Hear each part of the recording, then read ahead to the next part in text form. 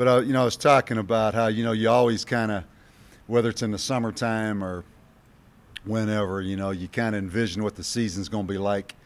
Particularly when you're going to a new situation, but really every year. We all do it, and you kind of picture what's going to happen, how you think this thing might go.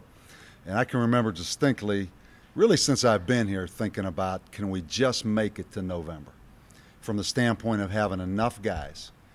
I can remember out there in the spring with those 7 offensive linemen, with our quarterback situation, defensive line situation, secondary, honestly thinking in my mind, if we can just make it to November and have enough healthy players to finish this season, we will have accomplished something.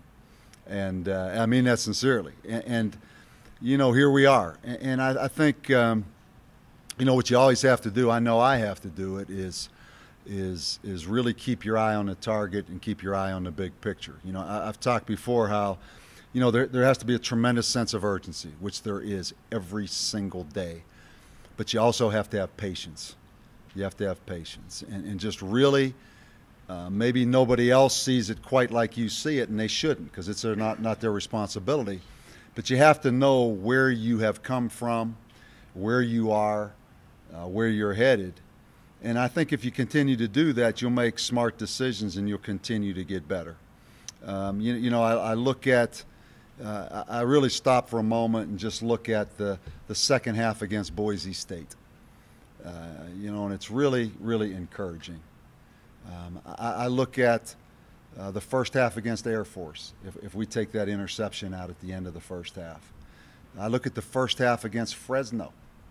You're talking about Boise State, Fresno, and Nevada, clearly ahead talent-wise in this conference, I would say. So I take the first quarter of Texas. I look at some of the things that these kids have been able to accomplish, and it's pretty exciting. And then you realize what happens maybe in the second half against Air Force or the second half against Fresno, and you're sitting there saying, listen, both quarterbacks are out. And then all of a sudden we're sitting here going into November, and we're like excited because Cole is able to play. That's still Cole Gauchi. I mean, that's a true freshman quarterback, and it's Quentin McCown as the other quarterback. And then it's Lamar and Casey as the quarterbacks at a major college football program. And I look at our secondary, and it's so painful to watch us on defense. Painful. But then I look, and I'm realistic and I'm honest about what's going on, and I'm encouraged. So not to get off on some rant, but I think it's a unique thing. This is a unique situation here, as unique as any I think probably there's ever been in college football, if I'm honest. I thought of the thing Greg did today in our notes on quarterbacks, where since I think it was 2009, there's been 9 quarterbacks in this program. 8 left before their eligibility exhausted, and 1 never showed up. And that's kind of a microcosm. Quite honestly, I could go through the secondary and show you some of the things in the secondary, or I could show you some of the things on the offensive line, and it's pretty much the same thing. So, as frustrated as I get, as anxiety-ridden as you get, as you look back and say, man, we had some opportunities, we could have this, we could have that, you got to all temper that and just say, here's where we are. And the reality is, probably like UNLV's going through, this is a 3 to 5 year rebuilding process. That's simple. You can't have had happen what happened in these last 3 years from a roster standpoint. Just all of a sudden say, well, we got some discipline now, we're pretty good. No. It's way, way, way more than that. So I'm encouraged, though. I'm encouraged because, again, I don't take for granted that second half against Boise State. I don't take it for granted that first half against Fresno State. I mean, there were some things we could put those 2 halves of football on and feel like there's progress being made. And at the end of the day, that's what it is. So I'm excited about this next step. We're into November. We've got enough healthy guys. Barely. Brandon Branch had a situation, his family, a family member, his grandmother, that Brandon Branch won't be at the game Saturday. That means we have 3 safeties We have Matt Raymer, Dante Caro, and Freddie Young. I've never been on a trip without 5 safeties on a game. So I guess Ryan Santos, who has redshirted, will need to go, or we'll take Destry, or we'll take Foley. We'll use them as the backup safeties. It's really unbelievable. But within that, it's kind of exciting as well, and I'm anxious to see Cole go. I'd like to see Quentin McCown and just see if he can improve. I'm anxious to see us keep going and see what we can do. UNLV, got a lot of respect for them, really do. I mean, I haven't followed them much. Played a tremendously difficult schedule. Played a lot of close games. They're clearly ahead of us with 3 years. They've done it the right way. You look at their roster, 18 and 81, the 2 sophomore receivers are very talented. They have a redshirt freshman quarterback that's really good. They have 2 running backs that are very good. A lot of young players playing. They have built that program. They really have. And they've played a lot of close games, and they're very talented. They're better. I'd like to think we're a little bit better, but they're ahead of us right now. Any questions, guys? Is Cole going to start, or is Quentin going to start? You know, I think it's if I had to say right now, you know, I'm not going to play the game. I think Cole will start unless he has a setback during the week. Again, how much he can do, you know, we're going shoulder pads and helmets today. How much we allow him to be in there when there's bodies banging around, I'm not sure. But I think barring a setback, Cole Gauchi will be the starting quarterback. So we've got the old experienced hand back that gives us the balance on offense that we've been looking for. So yeah, everything's good. We're good to go. As far as Lamar and Casey, you put any extra stuff in there for those guys? You know, we have. We've expanded that package a little bit. Again, it's just, you know, following the plan we followed with turnovers and being conservative and protecting that ball, we've been able to hang in games. The more you do, the more the risk of putting the ball on the ground. They're not quarterbacks. So you're asking them to do things that Cole and even McCown have had a lot more reps at. So with everything you do, there's a trade-off.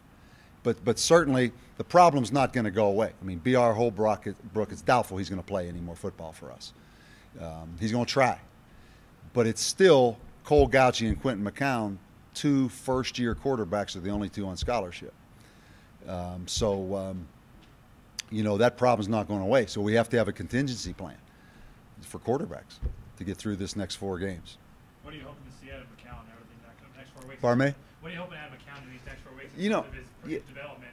Yeah, I think a lot like Cole. You know, I remember when Cole, you know, think back to Texas. I mean, BR went out with 12 minutes left in the second quarter. We're moving the ball pretty darn good against Texas. It's a pretty good game, even game. BR goes out, and now it's Cole in there.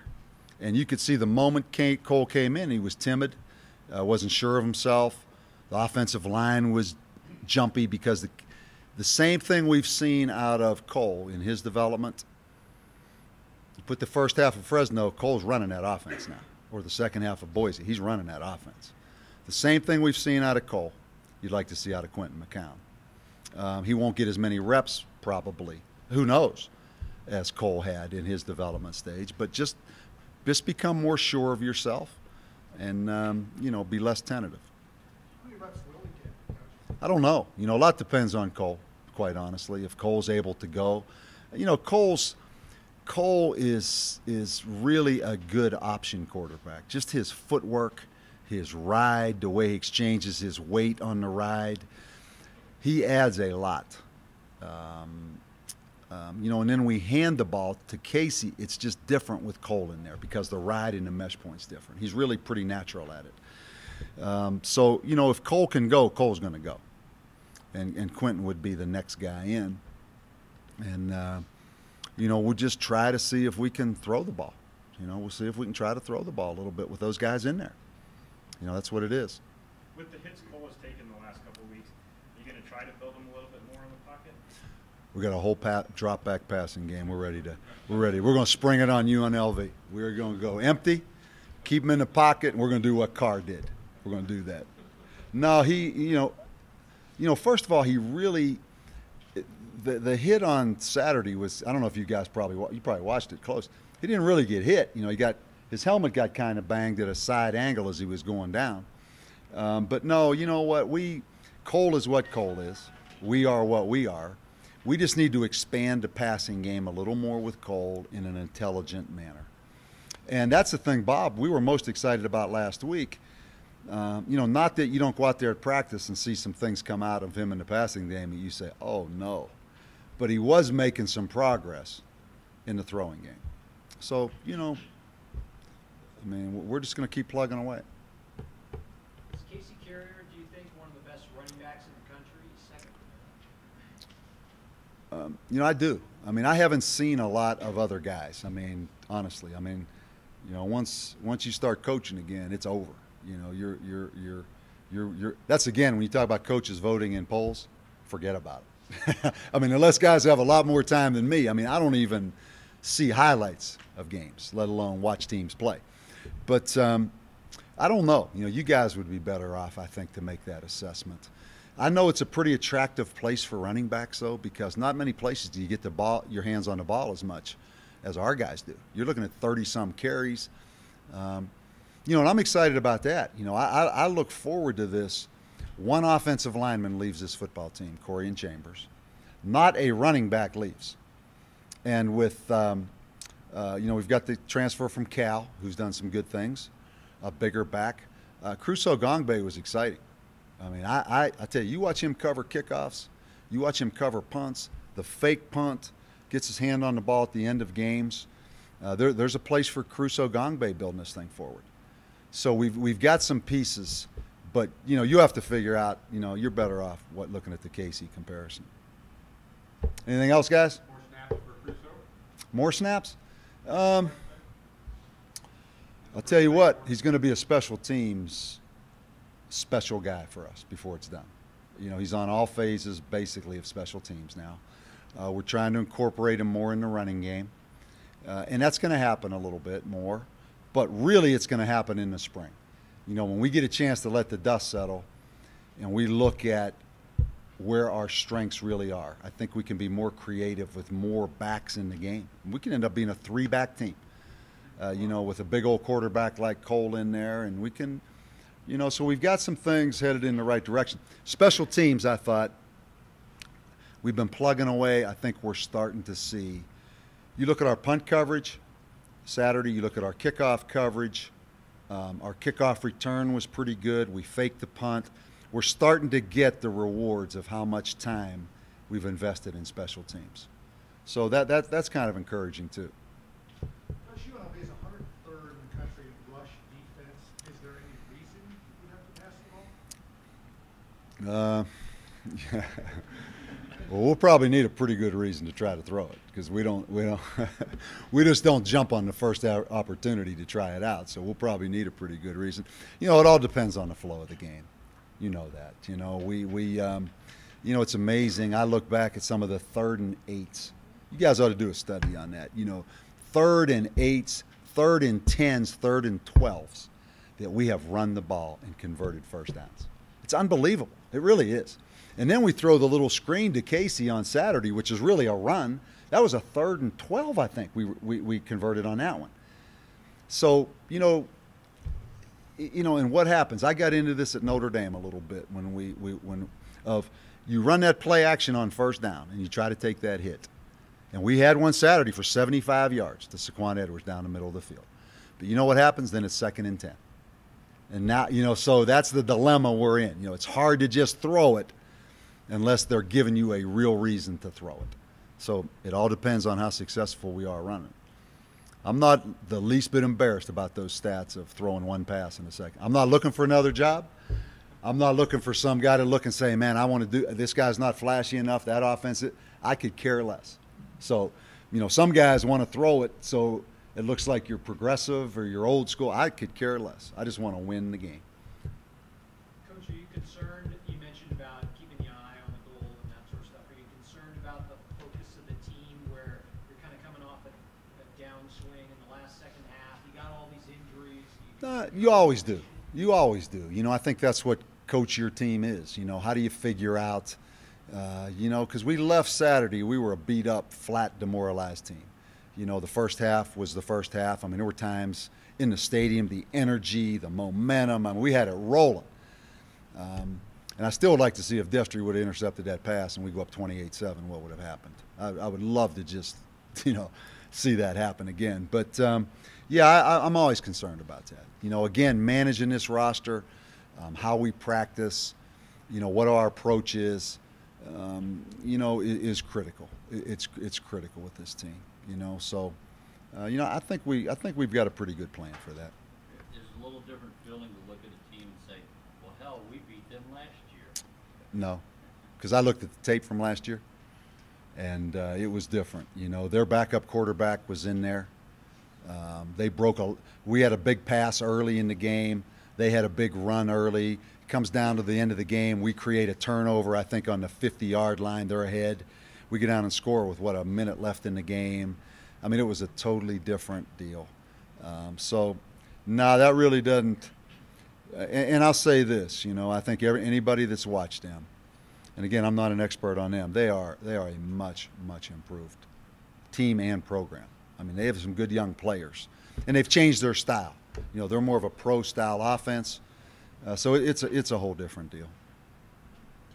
Can you devise something that you rattle a freshman quarterback as opposed to have a guy like Carr back there? This is a freshman quarterback. Their freshman quarterback? Yeah, he's a redshirt freshman, so he's really a sophomore. You know, people have been able to rattle him, and he admitted it. You know, he said he took a shot against Boise that affected him. San Diego State came after him pretty good, but he hung in there. You know, he's a big, strong player, and but people have come after him a little bit. He said it himself. We just got to find some guys to come after him. You know, that's the key thing. But I thought we did that against Carr. You know, we had Carr in the first half. You know, not sure where we were coming from, not sure what we were doing, and they did a heck of a job coaching too in the second half. They got us on some things, but you know. He's still a young guy, and you know I'm sure they're looking at Cole the same way. You know, we're both similar situations.